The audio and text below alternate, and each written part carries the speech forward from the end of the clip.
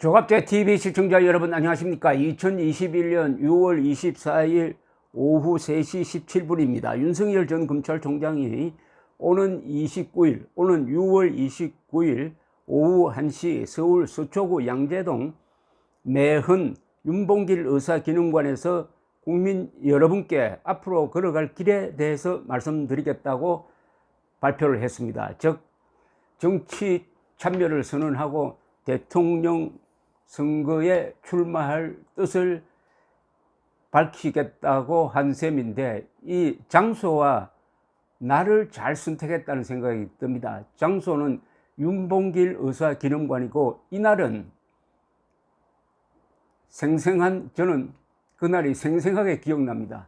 바로 34년 전 1987년 6월 29일 그날은 월요일이었습니다. 당시에 한 달 동안 전국이 반정부 민주화 시위로 흔들리고 있었습니다. 그때 전두환 정부는 경찰력을 동원해 가지고 시위 진압을 하고 있는데, 국민들이 거의 일치단결해서 일어났습니다. 남녀노소 지역을 가리지 않고.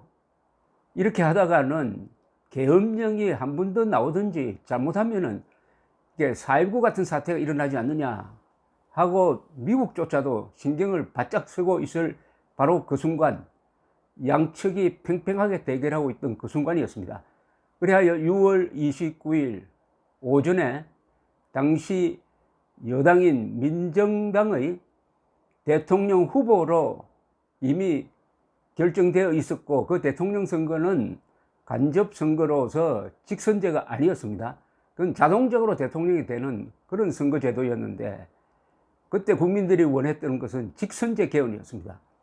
갑자기 당시에 민정당 대표이던 노태우 대통령 후보가 특별 성명을 발표를 했습니다. 그게 그 유명한 6.29 선언입니다. 바로 그 6.29 선언 34주년이 되는 날을 잡았다는 것은 윤석열 전 총장의 아주 비상한 정치 감각과 어떻게 보면은 역사 의식을 보여주는 것이라고 생각합니다. 이게 우연이 아닐 것이라고 생각합니다.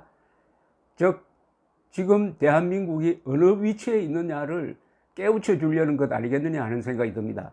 지금 우리가 누리고 있는 이 행복, 자유, 그리고 번영은 다분히 6.29 선언의 덕분이기도 합니다.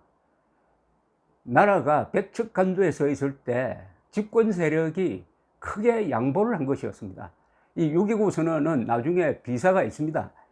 전두환 당시 대통령이 먼저 제안하고 노태우 후보가 받아들여서 전두환 노태우 합작이라고 일컬어집니다. 그러나 이것을 선언한 사람이 노태우 후보이고, 또 노태우 후보가 이걸 정치적 자산으로 삼아서 1987년 12월 18일 대통령 선거에서 36.6%의 표로 당선된 다음에 민주화를 실천한 사람이니까 6.29 선언은 역시 앞에 노태우의 6.29 선언 이렇게 붙게 되고, 여기서 개헌이 이루어졌습니다. 즉 우리가 지금 살고 있는 이 공화국은 제6공화국입니다.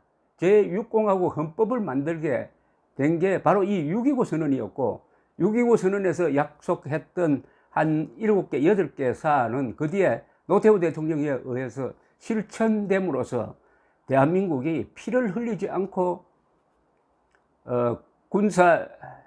권위적인 정권을 마감하고 그야말로 정권 교체를 투표로서 하는 민주화로 나아가는 계기를 만들었던 것입니다. 그 뜻깊은 날에 윤석열 전 총장이 어떤 역사적 연설을 할지 참으로 기대가 됩니다.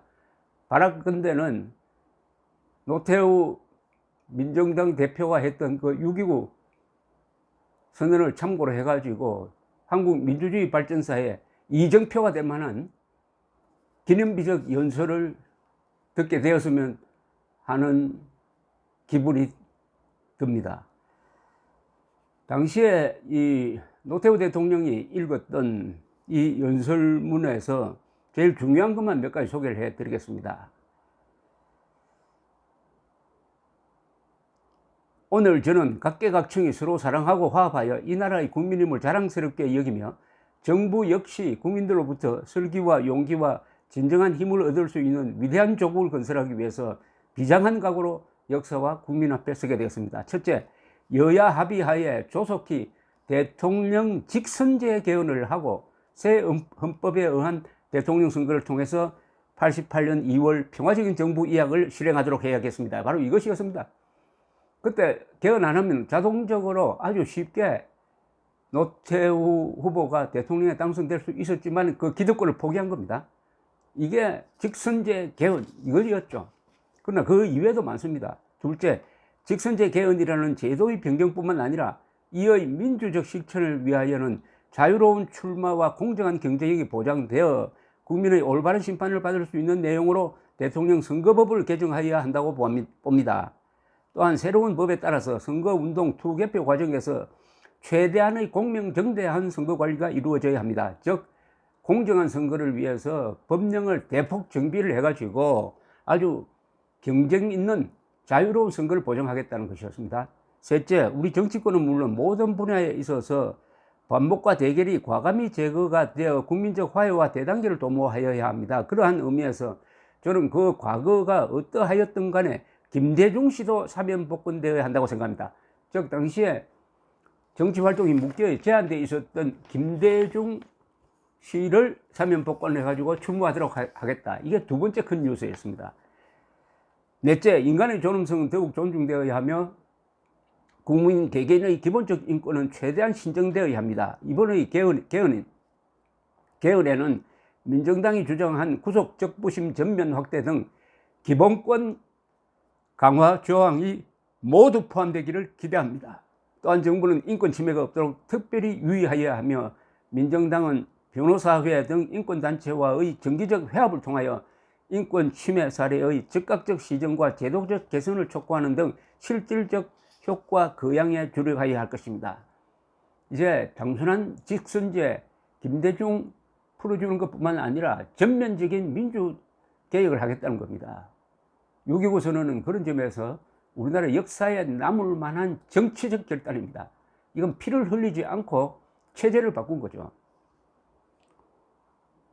다섯째, 언론 자유의 창달을 위해서 관련 제도와 관행을 획기적으로 개선해야 합니다. 하면서 언론 기본법은 다른 법률로 대체하고 지방 취재 기자를 부활시키고 프레스카드 제도를 폐지하며 지면의 정면 등 언론의 자유성을 최대한 보장하여야 합니다. 정부는 언론을 장악할 수도 없고 장악하려고 시도하였어도 안 됩니다. 이것도 획기적인 이야기입니다. 하나하나가 6.25 선언에 의해서 지금 우리가 누리는 이 자유, 기본적 인권이 실현되었다고 본다면 지나친 말이 아닐 것이라고 생각을 합니다. 여섯째, 사회 각 부문의 자치와 자율은 최대한 보장되어야 합니다.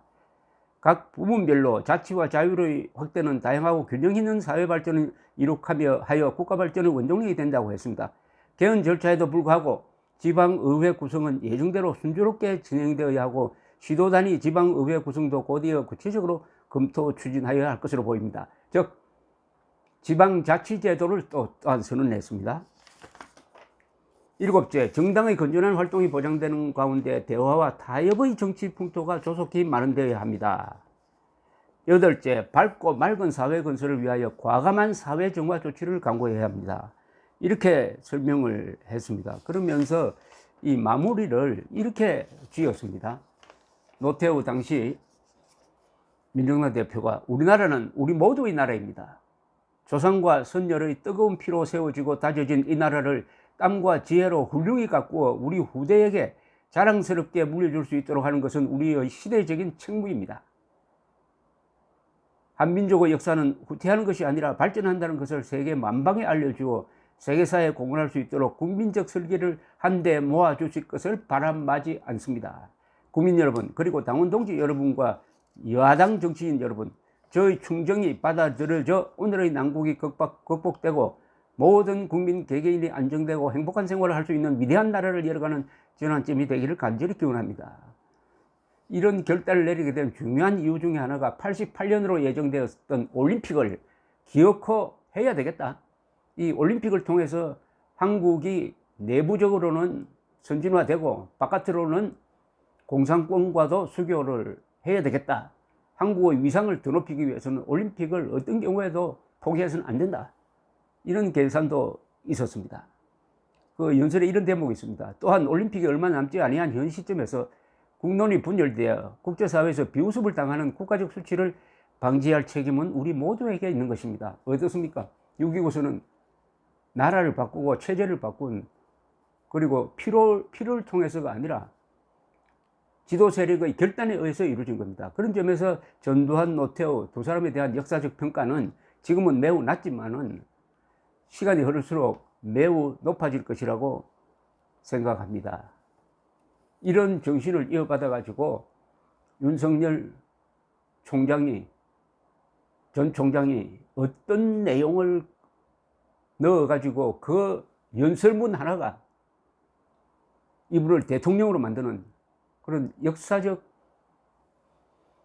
연설을 기대하니까 가슴이 두근두근합니다. 저도 34년 전 기자로서 그 현장에서 느꼈던, 아, 이게 바로 역사가 만들어지는 순간이구나 하는 그 희열을 다시 한번 느껴보고 싶습니다. 감사합니다.